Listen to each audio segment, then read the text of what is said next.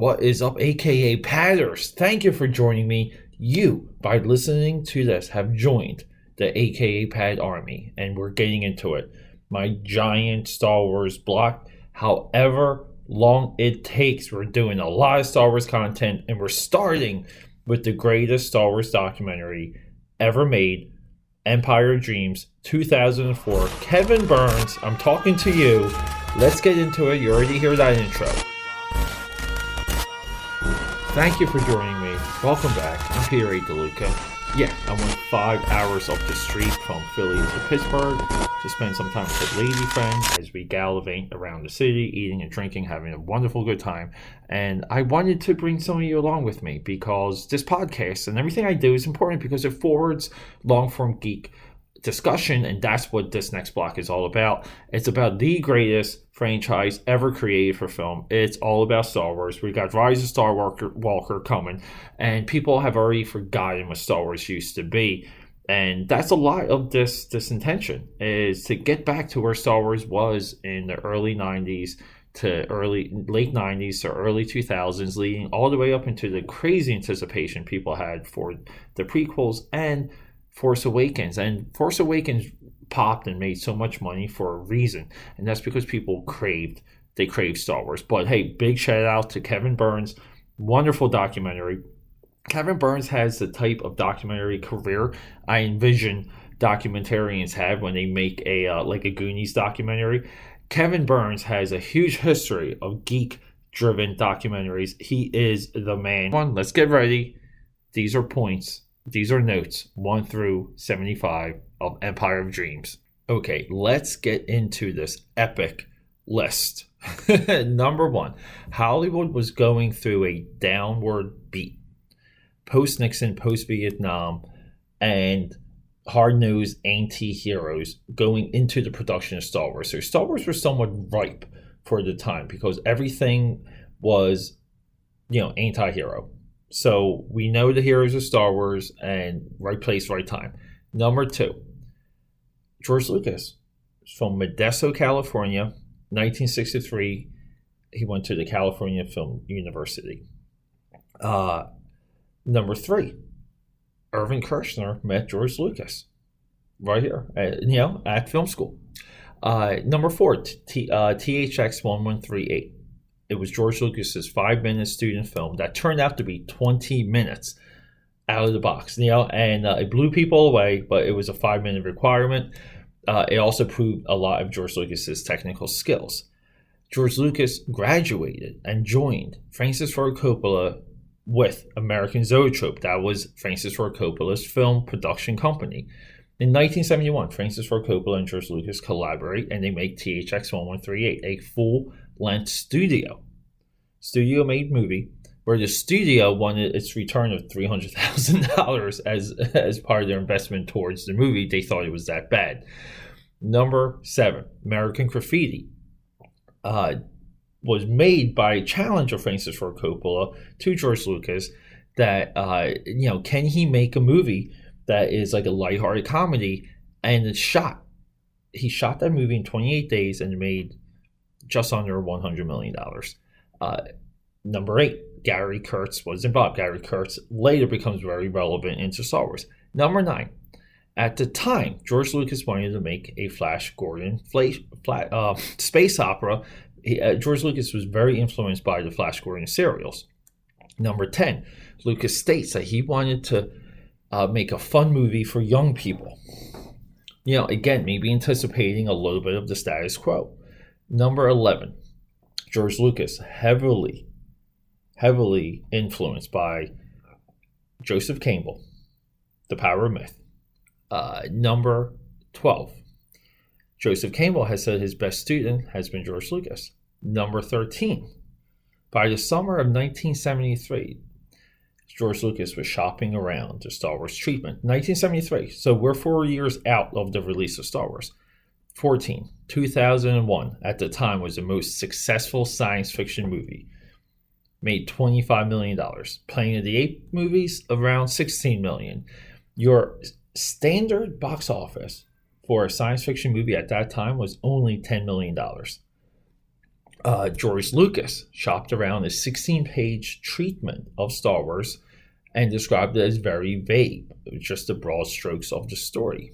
Now, this is probably 6 episodes worth of Star Wars, not episode 4 or 1. It was not New Hope. Number 16, somewhat echoing the culture at the time. Science fiction movies were at a dark phase. You had movies like Death Race 2000 and Zardoz. These were the dominant ideas around science fiction. Again, contrasting with the hope, pun intended, of Star Wars. Star Wars contrasted Death Race 2000 and Zardoz. Everyone go see Zardoz if you're not familiar with it, by the way. Number 17, Alan Ladd Jr., head of creative affairs at Fox, comes on board and becomes friends with George Lucas. Number 18, he hears George Lucas's pitch and believes so much in George Lucas, not the movie. He invests in George Lucas. Number 19, American Graffiti gets released. It gets the 3rd highest movie of the year. Makes $100 million worldwide. Number 20, 1974, George Lucas starts writing the Star Wars screenplay. 21, it wasn't Luke Skywalker, it was Luke Starkiller, which later got used in Star Wars Force Awakens, one of my favorite parts of that movie. I don't care. I love the name of Starkiller Base. Number 22, one of the original treatments, Luke was a 60-year-old general. Number 23, Han Solo was a green lizard, reptilian guy with a crystal. Number 24, we're referencing Star Wars Rogue One here. The Kyber crystals was a Holy Grail relic. Now, Kyber crystals in Star Wars lore they've become the energy source of the Death Star, of the Starkiller base. Well, not really. Starkiller base guy's energy source from the sun, and the lightsabers.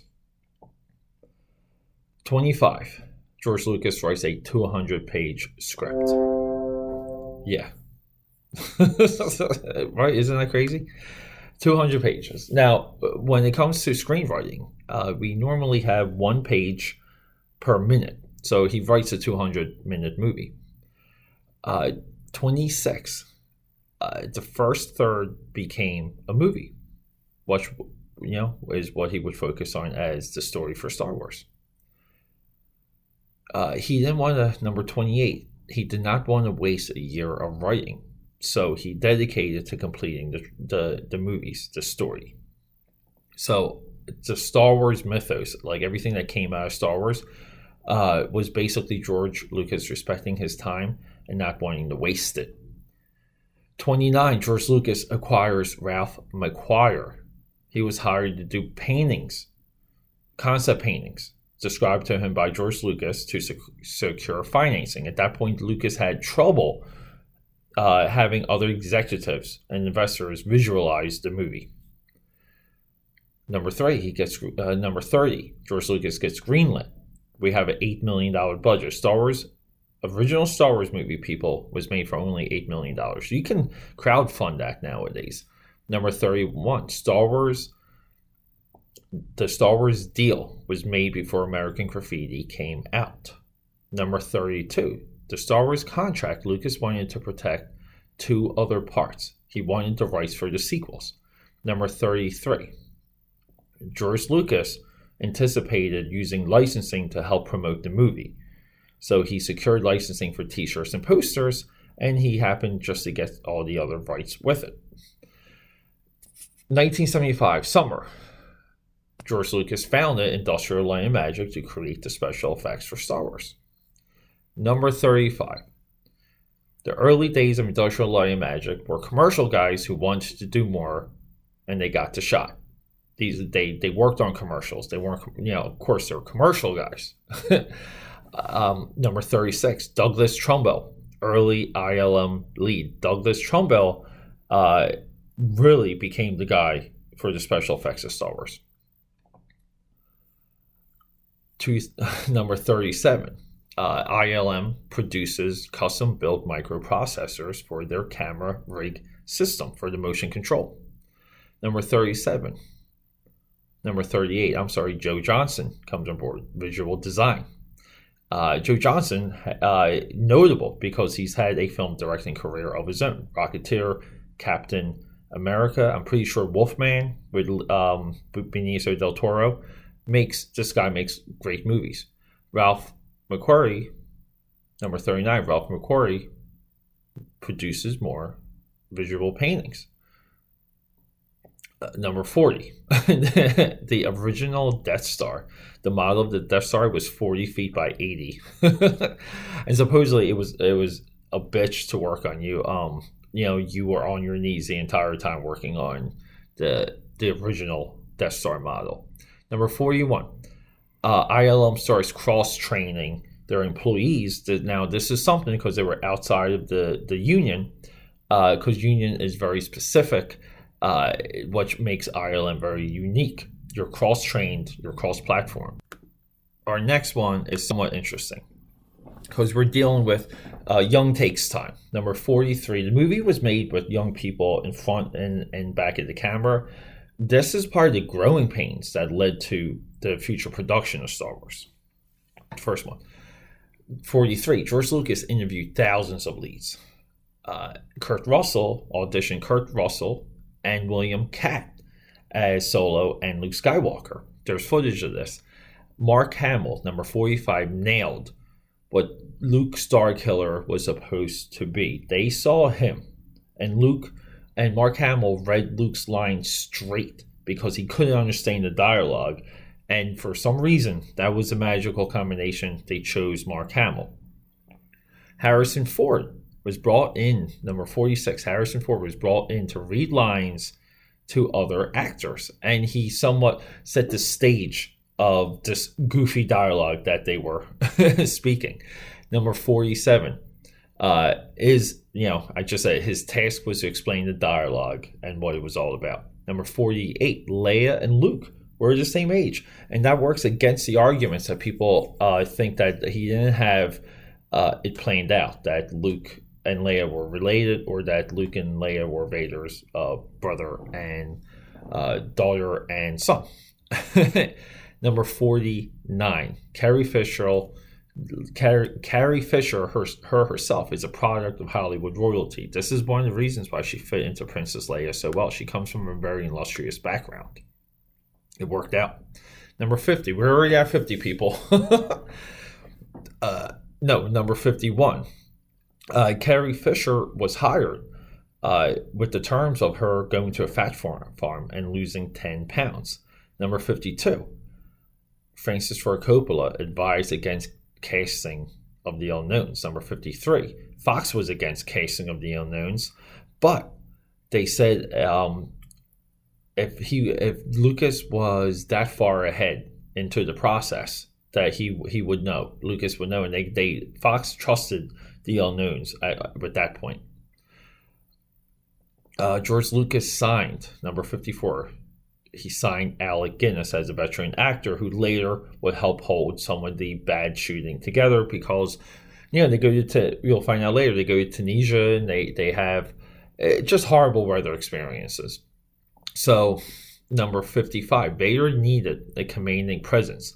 So they got a bodybuilder, and that's all we know. David Proyas, David Proyas comes from the School of Hammer, and he previously played Frankenstein, which is kind of cool. Number 56, Peter Cushing, Grand Moff Tarkin, also from the Hammer bloodline, pun intended. 57, Kenny Baker comes on board as R2-D2, and he was a comedian. He was a stage actor comedian. 58, Chewbacca comes on board, and the actor another Peter, he basically just stands up because he is a man of manners, and essentially Lucas just looks at him and says, "We got him. You're hired." Anthony Daniels, number 59, C-3PO, has mime experience. Has experience being a mime. I think that worked so well as C-3PO. Number 60, first week, Syria. Their first week of shooting is in Syria, and they get rain for the first time in 50 years. This is a trend you see even going into Hoth, the Battle of Hoth and Empire Strikes Back when they're in Norway. They get a completely freak blizzard in Norway when they were not supposed to. So, first week of Star Wars, number 60, disastrous first week. 61, disastrous first week. They lost sets after building sets after the first week of Star Wars. Tunisia, 62. It was hundreds of degrees by mid-afternoon. 63, C-3PO, his first assembly, first time Daniels wore C-3PO was in the hot Tunisian desert. Imagine wearing that 100-degree weather. 64, Sir Alec Guinness, as I said before, held everyone together. See, him being a veteran played off. And there's just stories of how kind and professional he was. Everyone, true professional. Anyone out there trying to come up, take a lesson from Sir Alec Guinness. Number 65, Hamill asked Sir Alec Guinness, Oscar winner. He's like, what are you doing here? Like, what do you see in Obi-Wan Kenobi? And Guinness said that he saw there was an appeal for him playing a mentor in the morality play as clear as Star Wars was, as black was and white as white. The clear definition, good and evil, helped draw Guinness into the story, which is fantastic. Number 66, after Tunisia, they went to Elstree Studios in London. And these are some of the biggest warehouses for film production on Earth. Number 67, the strict UK crew, the strict UK union, would not let George Lucas shoot after 5:50 p.m. And he could continue if they were vote yes, but he always was voted down. Number 68, Carrie Fisher had this wonderful line in this documentary about the dialogue written by George Lucas, and she said, you can type this stuff, but you can't always say it. The number 69, the cantina scene, where Luke and Obi-Wan go to meet Han Solo and Chewbacca. Mark Hamill thinks it was, he looks at this and he's like, this is a joke. And he approaches George Lucas about it. And he's like, what are we doing here? And Lucas said, look, we'll fix it. And considering that and considering how that scene turned out, bravo for post-production. Number 70, the actors did not they did not see the movie that they were making. A lot of the time, they everything was so far out of context. The movie was not formed. They showed up, hit their marks, and left. So no one was aware that Star Wars was even Star Wars as they were making the movie. 71. Lucas did not talk. He didn't talk a lot, and just gave the actors the impression to do your job and leave. Just do it. Like, if you're told quicker, do it quicker. If you're told slower, do it slower. But hit your mark and get out of there. Number 72. Faster, more intense became Lucas's most common direction, which is now part of Star Wars lore. Faster, more intense. 73. Lucas was also perceived as impatient during the filming, and he was a conflict sometimes with some of the actors because that's not the acting process. You have to find your character, and that came right from Harrison Ford. All right, everyone, we are getting close to wrapping this up. Let's get to the last two final points, and then we can move on to part two of this, because that's right, we have 230 points to do. All right, so number 73, we already said Lucas was impatient. 74, there's no underwear in space. A lot of times underneath what Carrie Fisher was wearing as Princess Leia, she was taped down. She said she was taped down with duct tape, and it had to get ripped off at the end of the day. Number 75,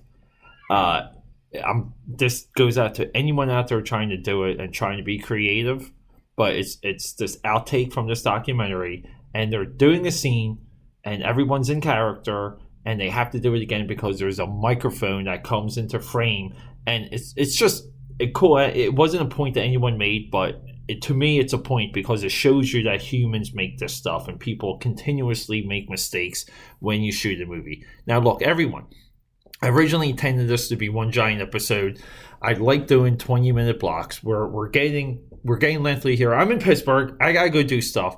But episode 262, we're going to continue the facts of Empire of Dreams, and then we're going to get into the Star Wars movies. But everyone, thank you for joining me. I love you, and